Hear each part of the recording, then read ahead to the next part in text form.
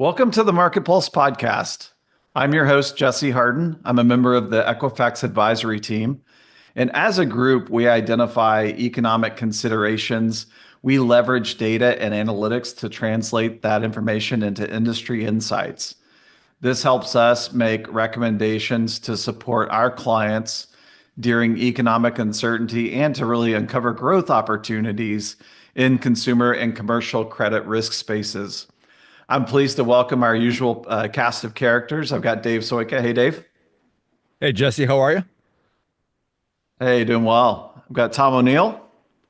Good afternoon, Jesse. Hey, Tom. And last and certainly not least, we have Maria Urtubey. Hey, Maria. Hi, good morning, still here. Yeah, there you go. Yeah, I forgot about that. And then we've got a voice missing today. So Emmeline Aliff is on vacation. We actually do let our people go on vacation. So she's on I special thought it was assignment. special assignment.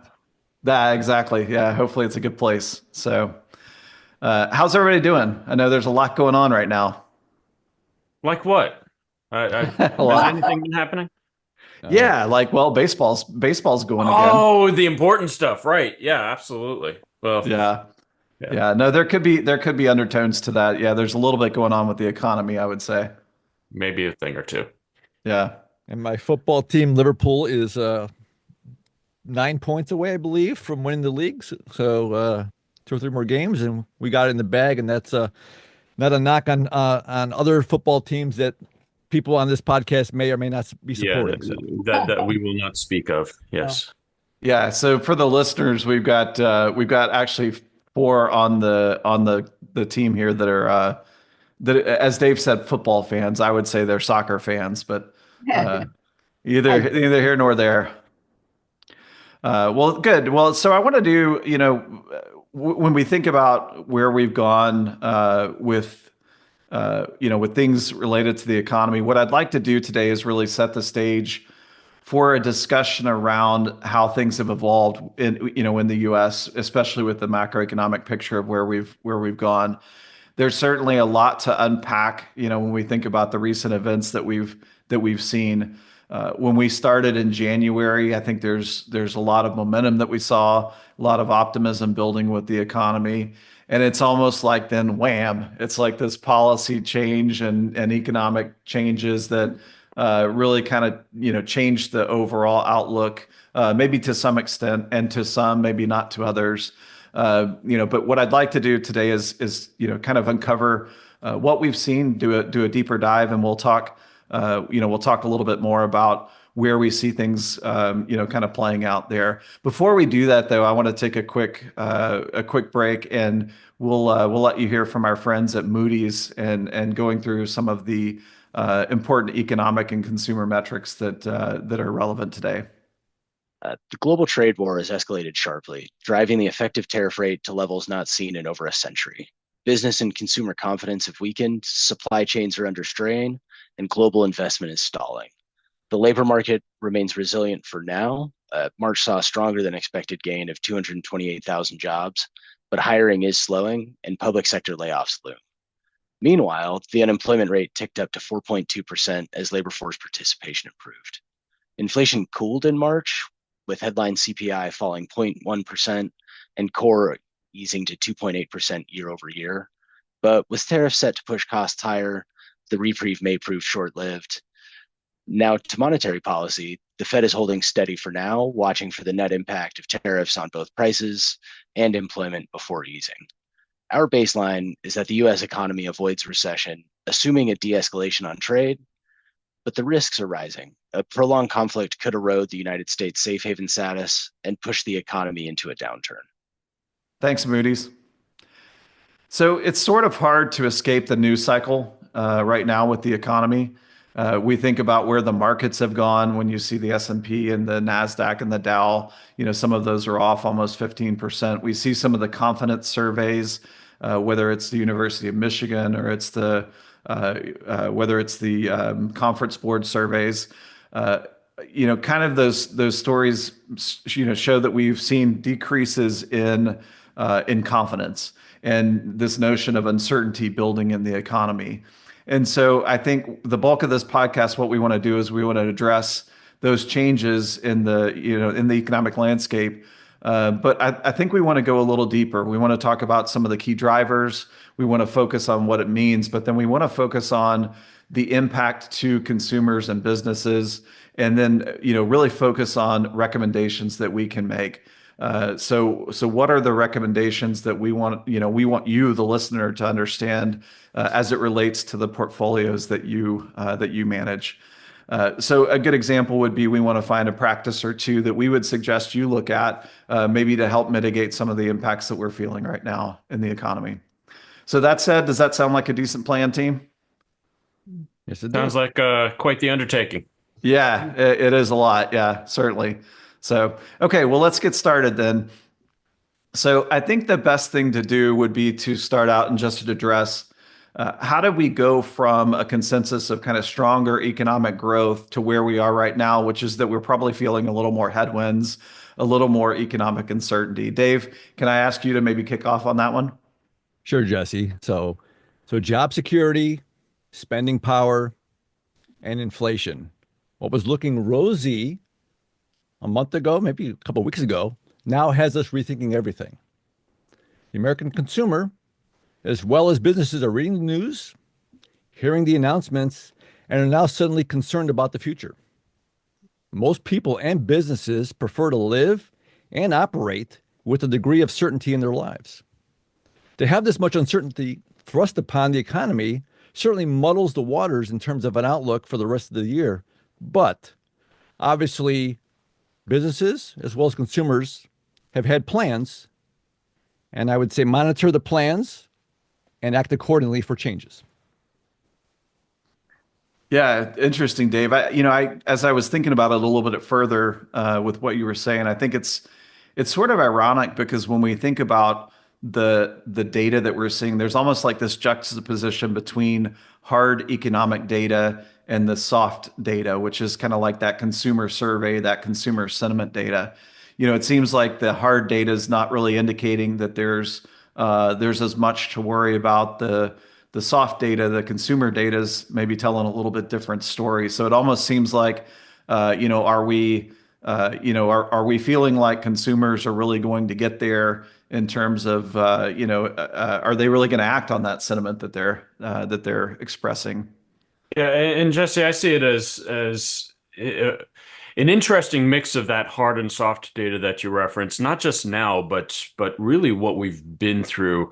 It's easy to say for the past year, but really for the past 5 years. We can go back to the beginning of the pandemic and say we've been seeing this uncertain mix of hard and soft data for that length of time. And we see that manifest itself in the consumer sentiment that you were talking about. People feel okay and but not great, and how is that impacted by headlines? We see things like inflation it's under control, but it's not quite dead yet. And we have all of these areas that are sort of gray, but the nice thing is data is still our friend through all of this. We can still look at what's actually transpired. And while none of us at least, have that crystal ball to say, here's what's going to happen in the months ahead, we can be pretty intelligent about seeing what the ramifications of all the things that we have been through over the last 5 years and see what the impact is on not just consumers in mass, but different populations, different cohorts, and different segments of the society, as well as different small business and commercial enterprises. Yeah, Tom, exactly that. It's been 5 years. So why are we still feeling this uncertainty? What are the reasons behind the consumer sentiment? And why is this soft data showing 4 consecutive months of decline? And is it just a sentiment? As you said, consumers are reacting. They're being more cautious. They're cutting back on spending, even assessing if and when to make big purchases. Is it the right time? All these behaviors, as you said, manifesting that sentiment, not just standalone sentiments. We've been discussing internally and how it shows, for example, in the big spread of consumers' reactions. Some needing to make the car purchase and acting quickly, given the impact on car tariffs.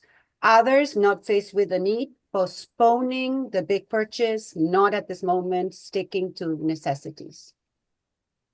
Yeah, and I'm raising my hand. I'm one of those that went out and took advantage of the car purchase while I could. So definitely something that we've seen and makes a lot of sense. So let's switch gears and talk about probably arguably one of the one of the biggest impacts that that we're seeing right now, and that's tariffs. So I'm going to start, Tom, with you then, if I could. Maybe talk a little bit more about the importance of tariffs and the potential impact that we see both to American consumers and business owners. Yeah, so the basic answer to that, what is a tariff? Tariffs are a charge on imports or exports, depending upon the country, levying the tariffs. They are an additional fee, and that fee is placed on the ability to bring in goods and services from other places. And the impact to the consumers and to businesses here in the United States really depends on the size of those tariffs and what those tariffs are and what they're on. It could be on a particular item that's of essential need and that there's no real substitute for. So it's not something that the consumer can easily switch to buying something different or buying a domestic version of that. And in those cases, that that that additional cost is going to be felt very directly on the consumer or the business making those purchases. Or it could be something where there is a lot of flexibility. Maybe there is an alternative to drive towards a domestic version of it, that's not incurring that price. So it is one of those it depends types answers. But essentially it is an increase in the cost of those different items. And as we've been seeing, the impact of what that isn't going to be felt until we actually see what actually plays out. What are those going to be? What is the sustainability of those tariffs? Is it something that there's going to be reciprocation on? Is there going to be resolution on those? So ultimately the impacts, what flows into the hard data that we're going to be seeing, will take some time to manifest itself. But as I was mentioning before, we can at least look at some parallels, for instance, like some of the inflationary periods that we went through and say, okay, if some of these things come to pass, if we see, increases in affordability issues, what has been the impact? What sense can we make from that? What strategies can we take to account for that? And Tom, use kind of one of the words that I love to use with my kids, and goes back to it's not a one size fits all stories. It truly depends. And I'm going to kind of highlight business as well as consumers. And so for businesses kind of relying on overseas suppliers, the impact potentially is really huge. Think finished product manufacturers or even your local restaurant who sources product and supplies from other countries.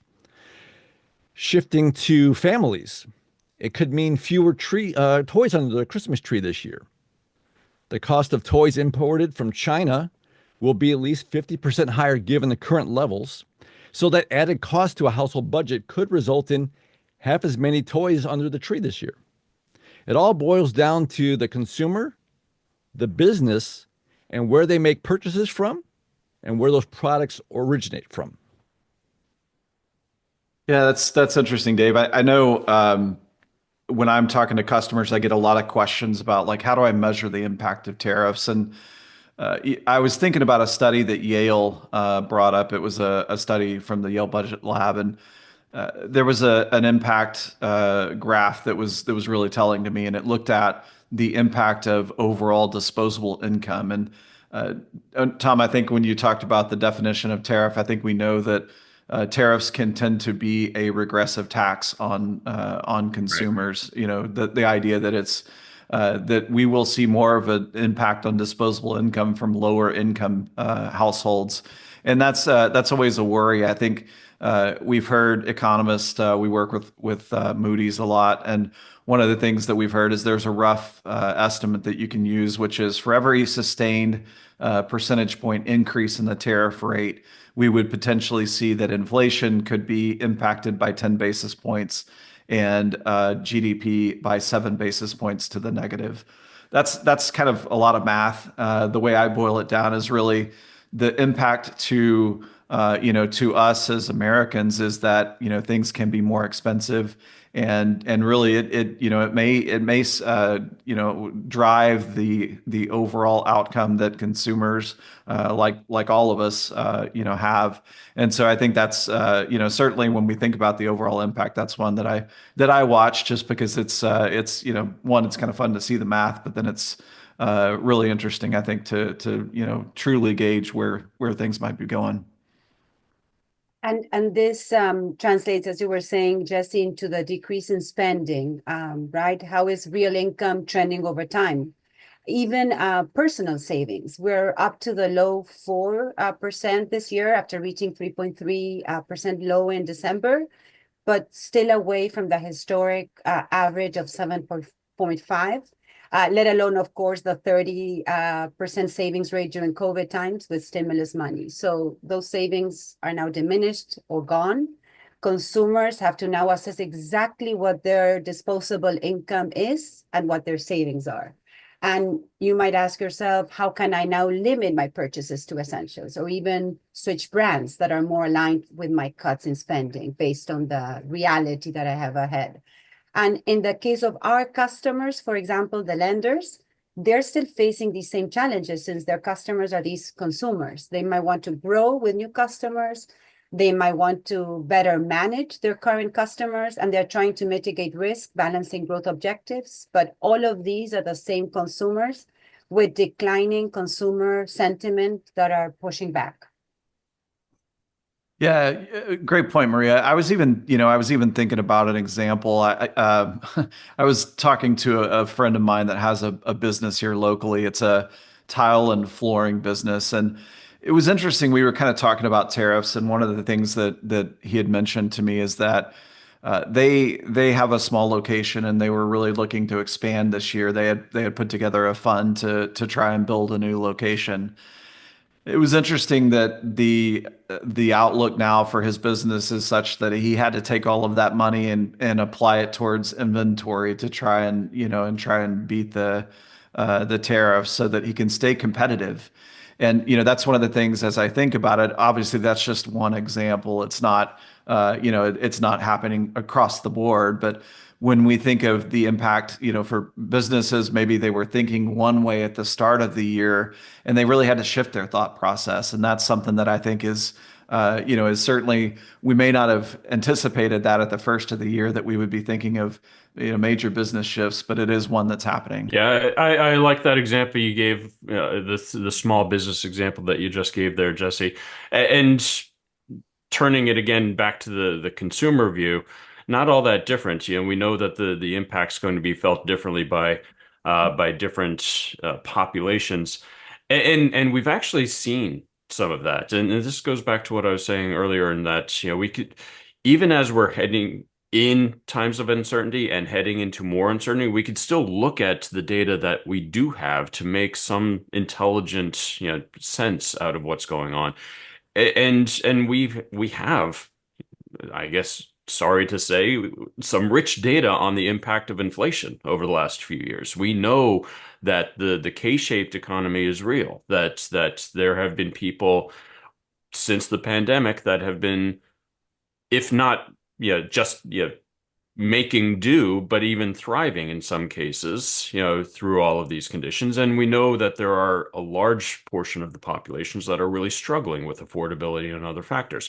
And that's going to be exacerbated, with this tariffs do increase. I'm not going to go all Grinch that Dave did and talk about, the toys under the tree, but that is the impact. Family households are going to feel this differently. Some are going to wave it off as a nuisance. Some are going to really struggle with their basic household needs. And we saw that with inflation. We have the potential of seeing this to some degree as the result of sustained tariffs. Yeah, I think a great point, Tom. I mean, obviously, if you follow economic data, we got some of the spending data today. consumers are already kind of indicating that they're hoarding, getting that, that last purchase in. So yeah, it's interesting to see the, sentiment play out. So I think, that certainly great points related to headwinds around, around the tariffs. Let's kind of brings me to my next thought, which is leading indicators. What leading indicators should we really be watching for? I know economists, they look at, and even market watchers, they're looking at data. They're trying to understand what that data tells them. But what indicators, if we think of our customers, should they be looking at to get a better idea for whether or not, the consumer is really starting to act on the sentiment that they're providing? Dave, let's go ahead and start with you. Yeah, thanks. And some of that thunder has been stolen already. So, and I'll try to be not Grinch-like for you, Tom. So there's really two things. So the health of the U.S. economy relies on consumer spending. So to spot potential recessionary trends, pay close attention to consumer behavior. Are people rushing to buy those big ticket items like cars and appliances ahead of tariff increases? Surprise, they have been. Are they using their tax refunds to pay down debt, or will they still be spending freely to facilitate those big purchases being pulled forward? Changes in these spending patterns can signal a shift in consumer confidence. On the other side, additionally, job numbers are a crucial indicator. A recent CNBC CEO poll showed a percentage of CEOs anticipating or considering job reductions this year. We need to monitor employment closely as another potential sign of an economic downturn. Yeah, so yeah, definitely. I think very, very insightful points, Dave. When we think of the economy and jobs, certainly we've seen consistency in the unemployment rate, but yeah, I think to some of the conversations that we've heard around the employment rate, how quickly it went up towards the fourth quarter, and so yeah, that great insight there. One other thing that I would add to that, you guys are providing some great indicators from sort of that macroeconomic perspective. And I'm gonna go to my tried and true role and turn it back to the consumer again and say one of the things, especially for our clients to be looking at this point, are those delinquency rates. As boring as those are, as traditional as those are going to be the first signs of where we're starting to see more consumer stress. And that's particularly relevant given not just tariffs and the things that we've been talking about here, but everything that's going on. And we're even to the point of the resumption of student loan delinquencies and the impacts of those. So from a consumer standpoint, from a lending standpoint, it's always important to be monitoring those risk levels and any changes to what's happening off of your portfolio. But it goes without saying that it's particularly important right now. And I was going to add, in terms of indicators, Jesse, that you were asking about, we could also argue home equity has reached 35 trillion on the other hand. So this 80% increase since the beginning of 2020 is phenomenal. But at the same time, we're hearing concerns, not just relating to the high borrowing costs, but the increase in property taxes and homeowners insurance. And these individuals are hesitating. What do I do next? How do I meet these payment obligations? We could also argue over 60% of the US is a homeowner, but most carry a mortgage. So they're likely asking all of these questions. We have to keep in mind the overall associated housing costs, besides, of course, the consumer spending and the necessities of households. And then we have the renters. They are part of the uneven K-shaped economy that Tom was discussing, and they are facing even more challenges right now. Yeah, great comment, Maria. I was even as I was thinking about that, I was thinking about, and I'll close this section out, but I was thinking about the idea of the wealth effect. So we think of the wealth effect. It's this notion that consumers react when there's a stronger confidence level in their personal wealth. they may spend more, they may consume more when assets are higher than when they're not. And like you said, Marie, there's a lot of home equity, there's a lot of investment asset out there. And so when we see things like 401k statements, and I would encourage everybody, maybe don't open those right Not away, right but now. but certainly, when we see those downtrends in assets, it's a good indication, I think, of where confidence level is, and how do consumers react to seeing that comfort, that comfort that wealth brought, to have an impact. And so, that can also kind of lead to stress levels that change, consumption and economic behavior.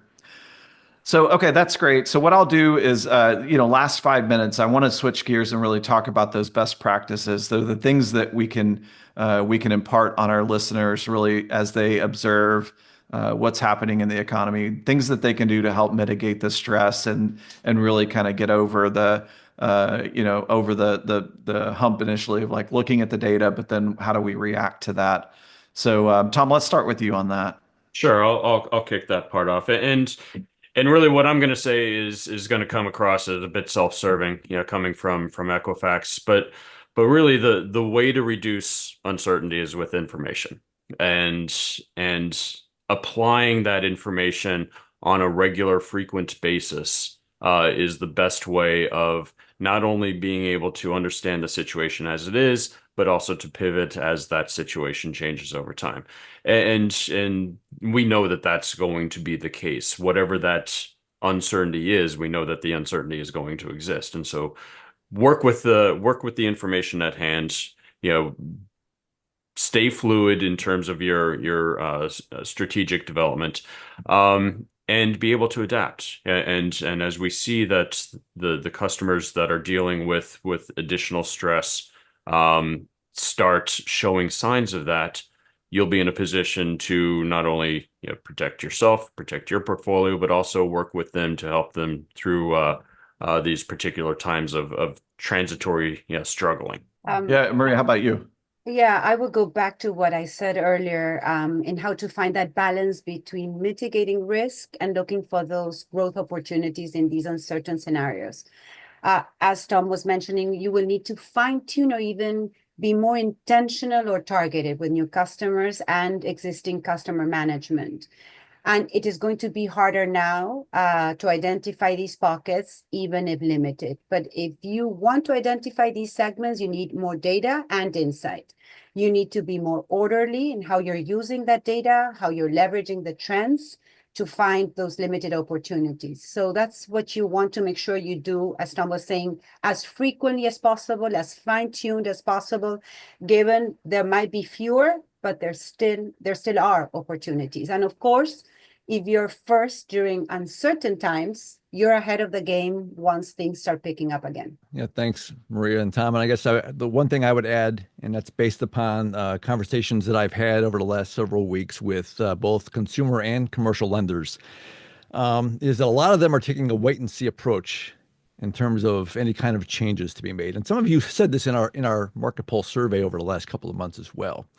Obviously, business plans were made coming out of Q4 and heading into 2025, and things were a lot different just a few months ago. So a lot of companies are out there saying it's a little too early to decide.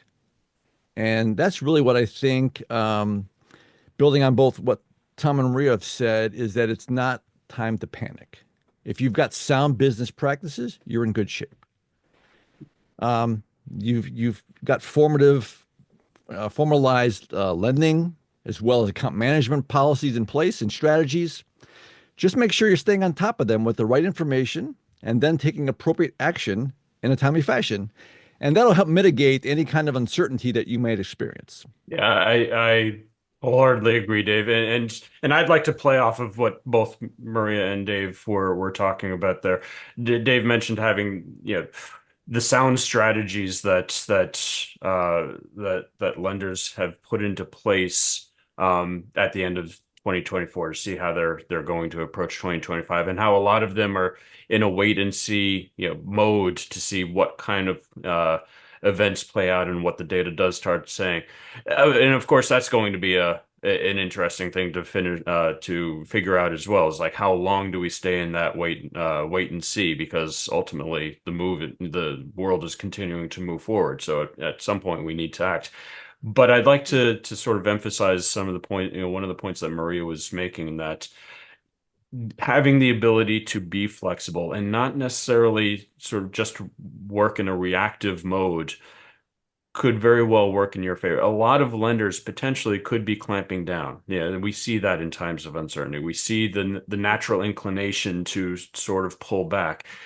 And we also see that in those periods, there are frequently opportunities for growth, opportunities to take advantage where others are pulling back to go in and fill the need that is exposed.